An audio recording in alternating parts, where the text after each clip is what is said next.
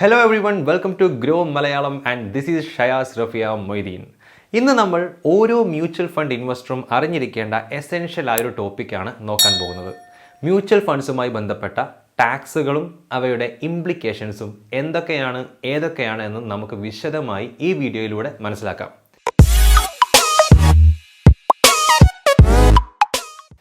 ഈ taxation angle മനസ്സിലാക്കാൻ വേണ്ടി ആദ്യം നമ്മൾ അറിയേണ്ടത് ഈ ടാക്സുകളുടെ നികുതികളുടെ സോഴ്സസ് ആണ്. പ്രധാനമായും രണ്ട് സോഴ്സുകളിൽ നിന്നാണ് ഈ ടാക്സുകൾ ഉണ്ടാകുന്നത്. നമ്പർ 1 ട്രാൻസാക്ഷൻസ്, നമ്പർ 2 ഏർണിങ്സ് എന്നിവയാണ് അവ. ആദ്യം ട്രാൻസാക്ഷണൽ ടാക്സ് എടുക്കാം. നിലവിൽ ഇക്വിറ്റി ആൻഡ് ഹൈബ്രിഡ് ഇക്വിറ്റി ഫണ്ടുകളുടെ ട്രാൻസാക്ഷൻസിന് മാത്രമാണ് നമ്മൾ ടാക്സ് കൊടുക്കേണ്ടത്. ഈ കാറ്റഗറീസിലെ യൂണിറ്റുകളുടെ പർച്ചേസുകൾക്കും റിഡംഷൻസിനും 0.001% സെക്യൂരിറ്റീസ് ട്രാൻസാക്ഷൻ ടാക്സ് ഈടാക്കപ്പെടും. ഇനി ഏർണിങ്സ് ടാക്സ്. മ്യൂച്വൽ ഫണ്ട് ഇൻവെസ്റ്റ്മെൻറ്റുകളിലെ ടാക്സേഷനിലെ മേജർ പോർഷനും വരുന്നത് ഏർണിങ്സിൽ നിന്നാണ്.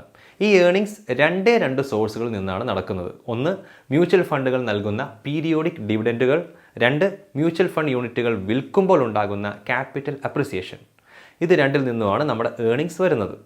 ആദ്യം ഡിവിഡൻസിന് ബാധകമായ ടാക്സിനെ കുറിച്ച് നോക്കാം. ഡിവിഡൻഡ് ഡിസ്ട്രിബ്യൂഷൻ ടാക്സ് DDT എന്ന ടാക്സാണ് ഇവിടെ ഉള്ളത്.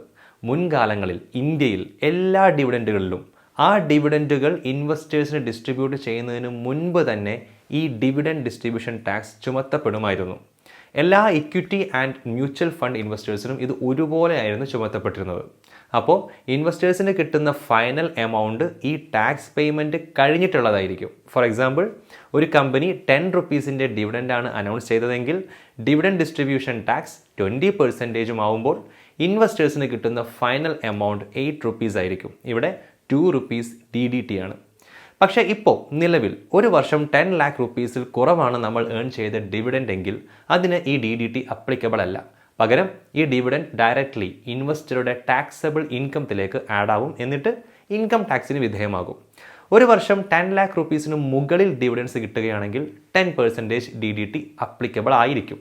ഫോർ എക്സാമ്പിൾ, ഒരു ഇൻവെസ്റ്റർക്ക് ഒരു വർഷം ലഭിച്ച ടോട്ടൽ ഡിവിഡൻഡ് 1 lakh റുപ്പീസ് ആണെങ്കിൽ DDT ഇല്ലാതെ ആ 1 lakh റുപ്പീസും ഇൻവെസ്റ്റർക്ക് ലഭിക്കും. പക്ഷേ ഇൻകം ടാക്സ് ഇതിനും ബാധകമായിരിക്കും.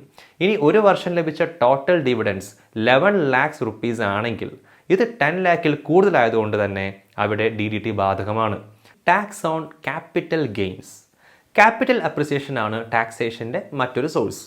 ഒരു ഇൻവെസ്റ്റ്മെൻറ്റിൽ നിന്നും എക്സിറ്റ് ചെയ്യുമ്പോൾ നമ്മൾ ഏൺ ചെയ്യുന്ന ക്യാപിറ്റൽ ഗെയിൻസിലാണ് capital gains tax ഈടാക്കപ്പെടുന്നത്.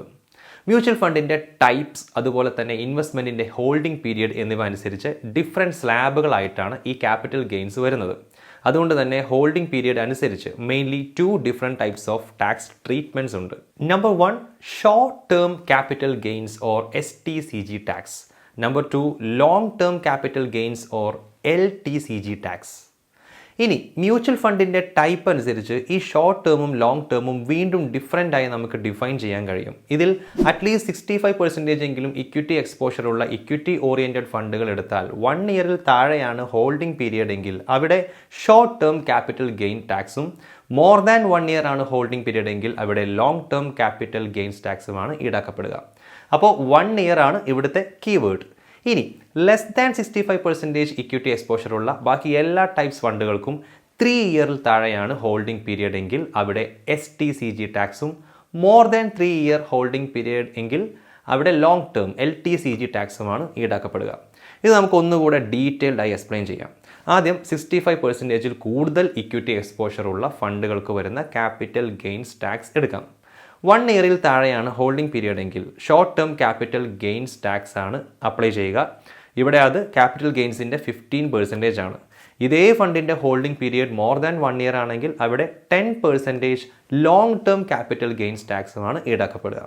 Also more than 1 lakh rupees per financial year അങ്ങനെ വന്നാൽ മാത്രമാണ് ഈ LTCG ടാക്സ് അപ്ലിക്കബിൾ ആവുന്നുള്ളൂ. അപ്പോൾ ഇപ്പോൾ നമ്മൾ പറഞ്ഞത് 65%ൽ കൂടുതൽ ഇക്വിറ്റി എക്സ്പോഷറുള്ള ഫണ്ടുകളുടെ കാര്യമാണ്. ഇനി ഇക്വിറ്റി എക്സ്പോഷർ 65%നേക്കാൾ കുറവുള്ള ഫണ്ടുകളുടെ ക്യാപിറ്റൽ ഗെയിൻസ് ടാക്സ്. ഇവിടെ 3 ഇയേഴ്സ് വരെയാണ് ഹോൾഡിംഗ് പീരിയഡ് എങ്കിൽ STCG ടാക്സ് ആണ് കണക്കാക്കേണ്ടത്. ഇത് ഇൻകം ടാക്സ് സ്ലാബ് അനുസൃതമായാണ് കണക്കാക്കുക. Holding period more than 3 years ആണെങ്കിൽ ഇവിടെ അത് ലോങ് ടേം ആയിട്ട് കണക്കാക്കും. LTCG ടാക്സ് ആയിരിക്കും ഇവിടെ വരിക.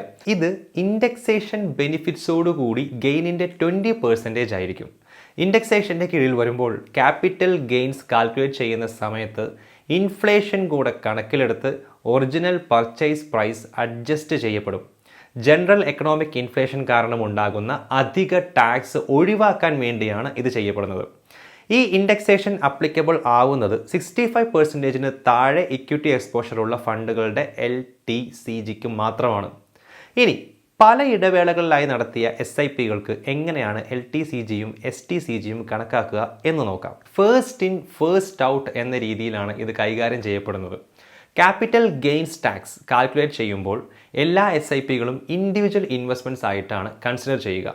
എന്നിട്ട് ഫണ്ടിൻ്റെ ടൈപ്പും ഹോൾഡിംഗ് പീരിയഡും വെച്ച് STCG ആണ് വരുന്നതെങ്കിൽ ഈ ഇൻഡിവിജ്വൽ ഇൻസ്റ്റാൾമെൻറ്റ്സിന് STCG ടാക്സ് അപ്ലൈ ചെയ്യും. ഇതേപോലെ ഈ ഇൻസ്റ്റാൾമെൻറ്റ്സിൽ LTCG ആണ് വരുന്നതെങ്കിൽ LTCG റേറ്റ്സിൽ ടാക്സ് ചാർജ് ചെയ്യപ്പെടും.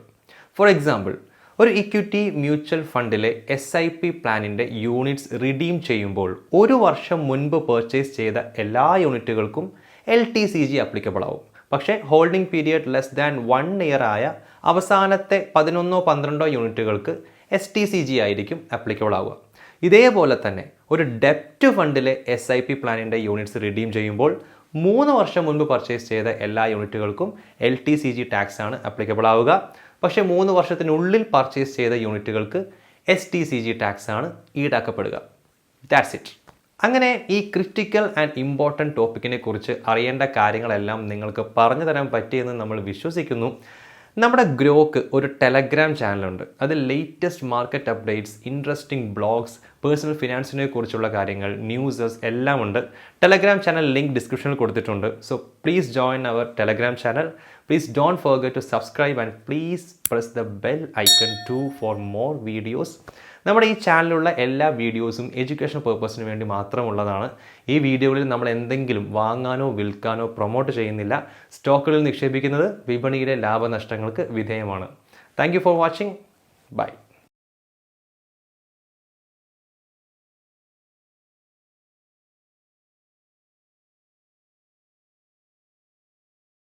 Investment in securities market are subject to market risks. Read all the related documents carefully before investing. Please read the risk disclosure documents carefully before investing in equity shares, derivatives, mutual fund, and or other instruments traded on the stock exchanges.